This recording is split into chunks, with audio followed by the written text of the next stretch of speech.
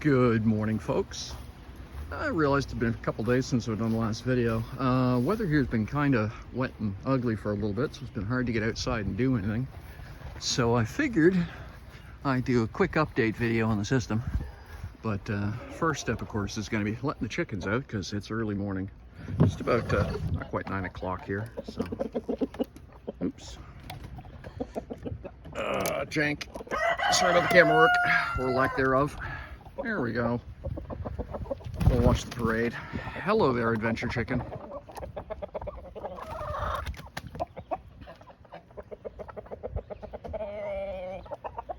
Yep, here come the geese.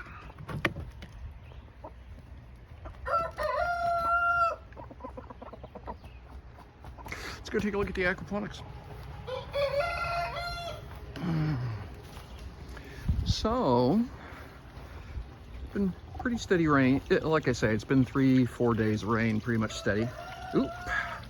High winds too.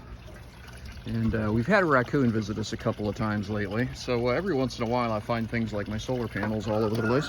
I'll straighten that up later.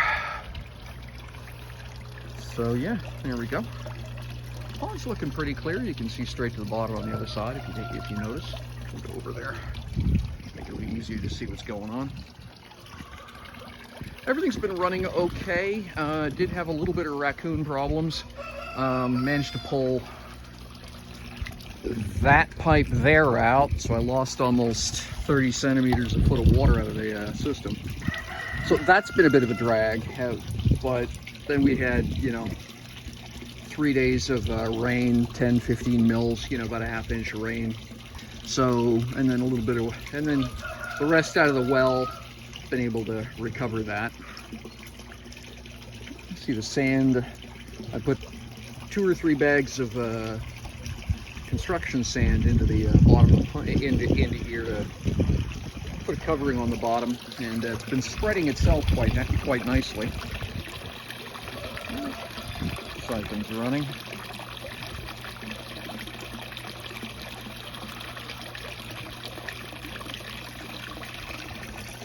So things are going well. I still haven't gotten my chinapas done. That my floating islands there. That wound up being a bit of a lost cause. I needed to go get a couple things I didn't have, and then ADHD. So things are growing though. We've got some more stuff in the pipes down the far end, right? And you can see here the greens are looking green, so that's good. Header tank is still doing what I want it to. That's nice.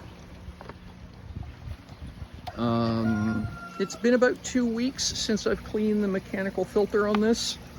And I don't really have to do much to it. I'm just letting it run as it is, and it continues to do what I need. So the pump at the other end needs to be cleaned, though. That rate of flow coming in is a little low. Oh, of course, oops. If you take a look down there, you can see the float valve is up, so the pump is off. That's the reason. That's just whatever's left in the tank over here. The water level is getting a little high in this. The rocks down the far end you can see are wet. You can see there's a water line there. So what I'm actually going to have to do is raise this a bit. What I intend to actually do, move this shovel out of the way. Over here for now. What I intend to do is actually I've got another one of those milk crates. I'm going to actually excavate the middle here, put the milk crate into it as a well, and then put a little pond pump into it. Because what I want to do is, I've got these stackers, which are really kind of cool. The way it works is you put that one like so, and then if I can get this out of here without hurting myself or anything else. Oh yeah, sure, they're stuck together. One sec. They stack all right. There we go. So The way this works is you sit the first one like so, right? And then the next one goes at a 45-degree offset, and so you stack them like that and fill them full of leca, and you can do things like strawberries or whatever. So that's sort of what I'm thinking, is I'll go get some strawberry plants or some oh, look at that, just realized my I got blooms on my oh goodness, can't remember the name of the plant now. Anyway, it's a fully edible, right? But yeah, and I've got blooms over here as well. That's nice. So that's a good sign. Lots of fresh growth. So we're doing okay. But yeah, what I want to do is get some of these, because they and maybe some petunias into that stacker, sit it in here and use the pump to bring water up and let it pour down over, and that'll just be as much for looks as anything else. I think that's going to be a nice little addition. Everything's running pretty much. It's, for lack of a better way of putting it, everything's running perfectly. I have nothing to report. I'm actually really pleased with how the system's going, other than, like I say, the little bit of foolishness there with the raccoon that managed to pull was climbing up on something and managed to pull a couple pieces of pipe apart. Other than that, it's been pretty boring. It just runs. You know, when the sun comes up, and the sun's been up for a little while now, so in a few minutes the solar powered surf pump is just going to kick on by itself, and that'll add a little bit more movement, water current to the system. Yeah, there go the minnows. You can see them over there in the water. You know, we've got a good gaggle of minnows that are still swimming around in here. The larger fish are quite happy. The two alligators, quote, are still kicking around in here. That's the two salamanders that my sweetheart brought home from the pond. Airlift pump is doing what I need. I don't know if you can hear it or not. Every once in a while there's a bit of a ka-thump in the background. That's the airlift pump throwing another slug of water up and over. I've finally settled on a configuration for the airlift pump that I like. And yeah, you know, 75 liters of air per minute. So by definition, I'm getting between 40 and 80 liters of water per minute. Yeah, there we go. See them?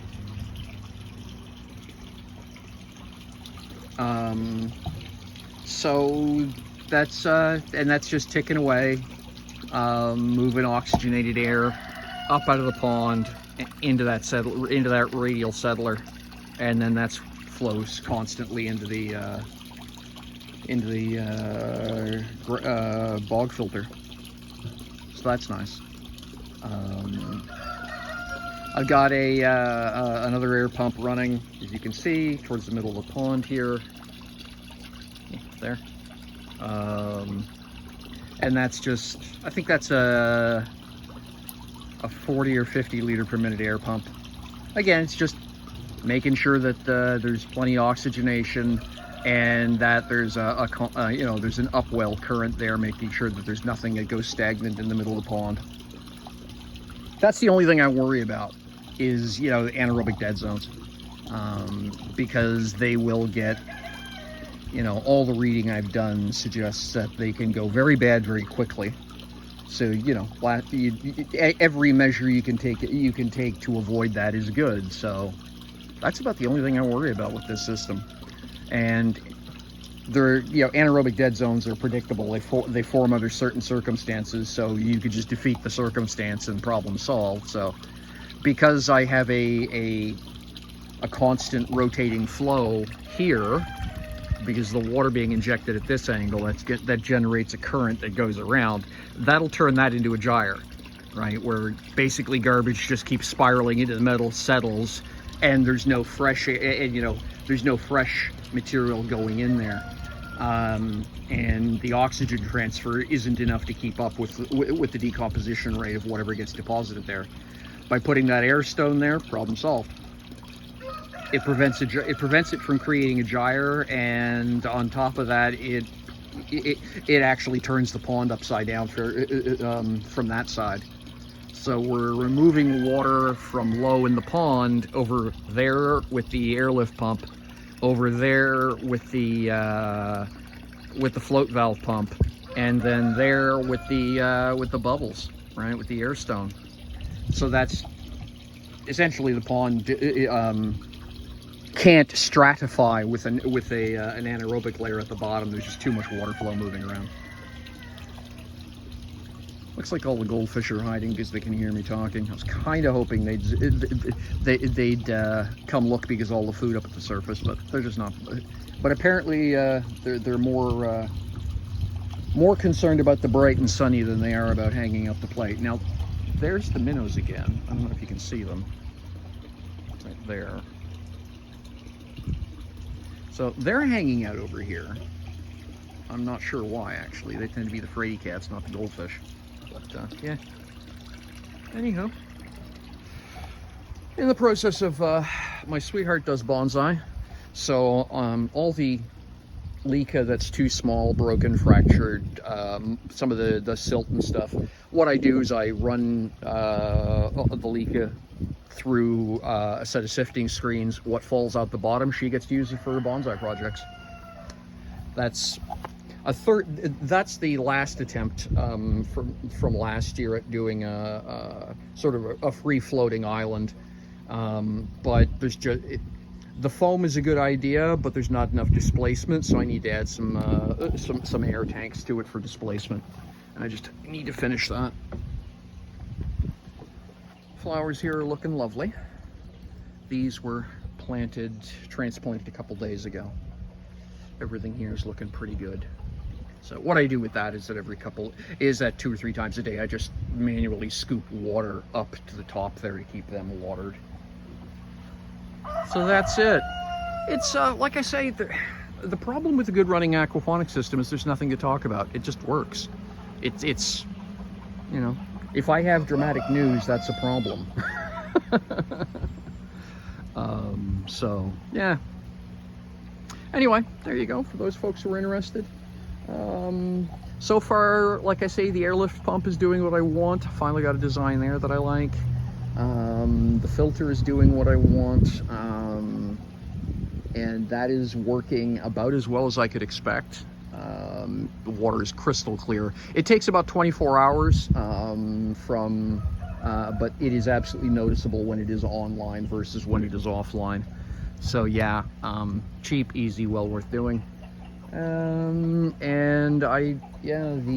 using the topside pulse tank, I think is going to be just how I build systems from now on. This has simplified so many things. It's a little bit more visual volume, but it just makes everything else so much easier. So yeah, that's it. Take care of yourselves, friends.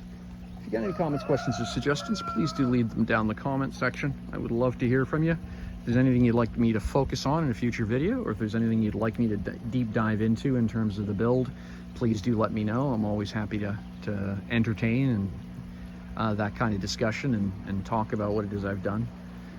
As I've said, the whole point of what I'm doing here is to document so that other people can replicate. Once is a fluke, twice might be a good idea, 3 times is a working principle. So I'm hoping that somebody sees what it is I'm doing here and takes some aspects of it and reproduces it in their system and tells me and lets me know how it works. So take care of yourselves. We'll see you all again soon. Bye-bye.